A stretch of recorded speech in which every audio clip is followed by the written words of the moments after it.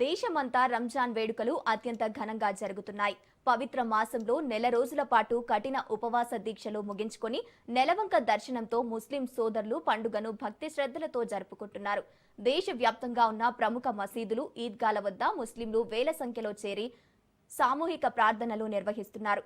తెల్లవారుజాము నుంచి కొత్త దుస్తులు ధరించి ప్రార్థనా స్థలాలకు చేరుకోవడంతో దేశమంతటా పండుగ వాతావరణం నెలకొంది.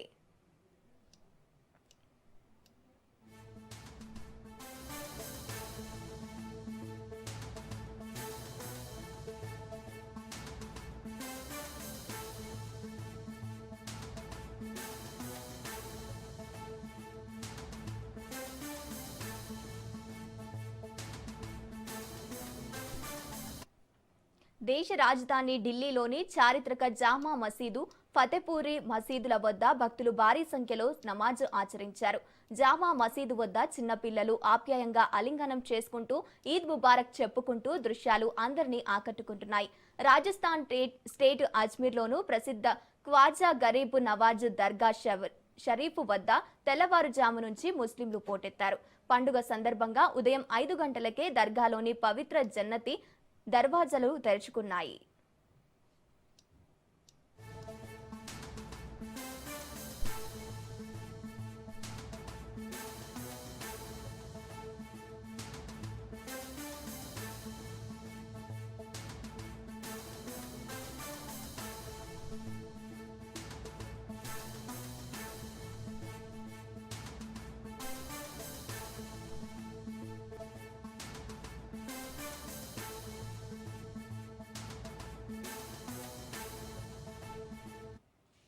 మహారాష్ట్ర స్టేట్ ముంబైలోని ప్రసిద్ధ మహిం దర్గా వద్ద ముస్లింలు సామూహిక ప్రార్థనల్లో పాల్గొన్నారు.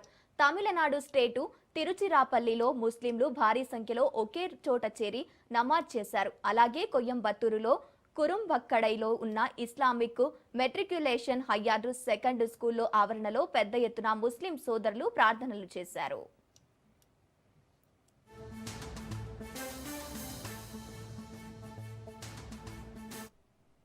తెలుగు రాష్ట్రాల్లోనూ రంజాన్ శోభ కనిపిస్తోంది. పవిత్రత దినాన్ని పురస్కరించుకుని హైదరాబాద్, విజయవాడ, విశాఖ, వరంగల్, విశాఖ సహా గ్రామాన ప్రత్యేక ప్రార్థనలు జరుగుతున్నాయి. రంజాన్ సందర్భంగా హైదరాబాద్ లో ముస్లింలు ప్రార్థనలు చేశారు.